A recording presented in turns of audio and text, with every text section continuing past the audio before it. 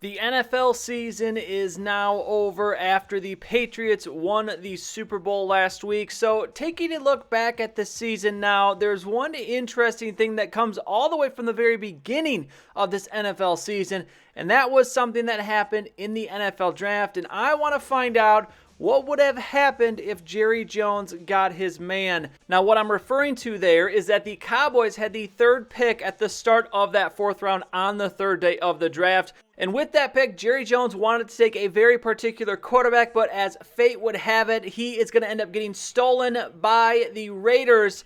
And Connor Cook never ends up a member of the Dallas Cowboys. Obviously, the rest is history. The Cowboys have one of the better seasons, especially considering they featured two rookies in their offense. Prescott was amazing. Connor Cook ends up playing later in the year for the Raiders, doesn't look great. So Jerry Jones ends up looking like a genius by not taking Cook. But in reality, if Connor Cook was available with the Cowboys pick at 101, he probably would have been the selection. So let's find out, what would the Cowboys season have looked like if Connor Cook was that draft pick.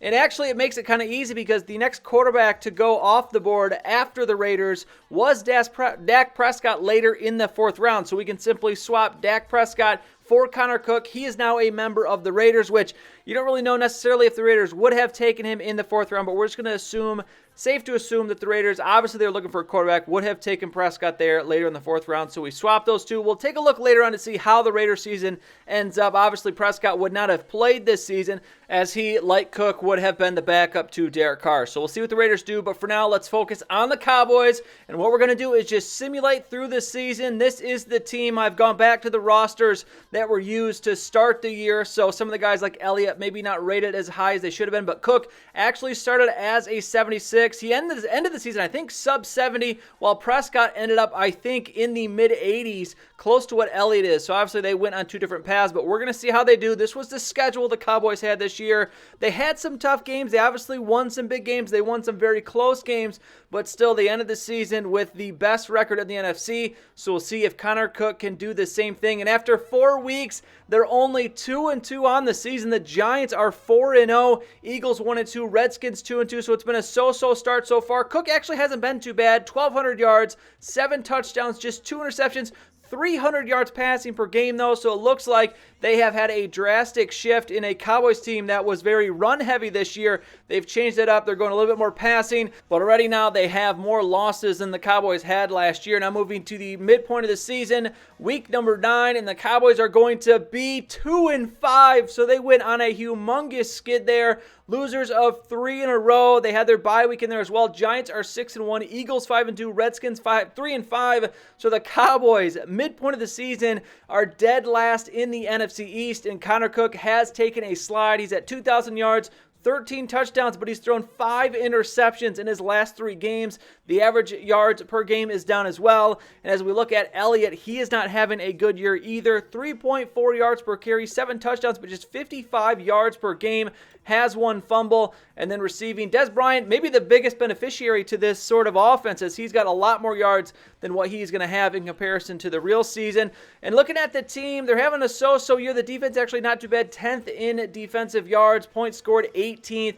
And points against is going to be 25. So really, both sides of the ball pretty average and obviously not nearly as good as their real-life counterparts. So now we're just going to simulate through the rest of the season. The entire second half is done, and where will the Cowboys end? 7-9. So obviously they already were having a worse season than they did this year, but this really is bad. 7-9. The Giants clinch at 13-3. Eagles are 10-6. Redskins are 5-11. So at least the Cowboys don't finish last. But obviously, this is not the kind of season the Cowboys were hoping for. And obviously, you can see Connor Cook, 4,500 yards passing, 30 touchdowns, but 19 interceptions. That is a lot of turnovers. 285 a game. Sacked 38 times as well. So Cook started the season off well. Not going to end it that way. Ezekiel Elliott, 1,100 yards, only 3.8 yards per carry, 13 touchdowns, had 4 fumbles in the second half of the season as well. And then receiving, you can see again, Dez Bryant had a really good season. Terrence Williams just misses out on 1,000 yards. The passing yards are there. Elliott 400 yards, but obviously he did not have nearly as good of a season as last year. And looking at Dak Prescott, he did get into the games a little bit. 8 of 10 for 63 yards, 2 touchdowns. So a very efficient playing time there for Dak Prescott, and he also is going to add 4 carries, 19 yards, and a touchdown. So even in his limited time, Prescott already impressing for the Raiders, but did not get significant playing time. And then looking at the awards, Connor Cook did end up winning Offensive Rookie of the Year, and he is going to beat out Ezekiel Elliott. So that finishes the same way it did in real life as Prescott beat out Elliott. And actually pretty impressive, Prescott still finishes 6th with his limited playing time in the AFC vote. And then the final thing, I don't know if you noticed this in the top right corner along the way here to finish this out, but maybe the biggest impact of Connor Cook is that Jason Garrett is going to end up being fired at the end of the season. So that 7-9 record, obviously the last straw for Jerry Jones. But honestly, in hindsight, if this decision had been made, it may have been Jerry Jones's fault in selecting Connor Cook that would have ended up getting Jason Garrett fired. So an interesting look. Obviously, Madden not necessarily going to give us the perfect result in this, but you can see the disparity, that huge gap between Connor Cook and Dak Prescott in terms of the effect that they had on this Cowboys team. And obviously, Jerry Jones, I mean, he got incredibly lucky in the draft. The fact the Raiders jumped him, which at the time I'm sure irked him a little bit. They were also going after Paxton Lynch in the first round, which again, in seeing him play this year, looks like they lucked out as well. So just a little bit of luck can take you a very long way. And it obviously has taken the Cowboys a long way and will continue to take them a long way as Prescott looks to be one of the better quarterbacks in the entire league, let alone in last year's rookie QB class. So that is it for this Madden 17 What If. If you have any other scenarios that you'd like me to test out or play out, let me know in the comments down below. But otherwise, that is going to be it for this video. If you enjoyed it, please go and give it a like down below. I would really appreciate it. And subscribe to see any future videos that I make. As always, thank you for watching, and I'll see you next time.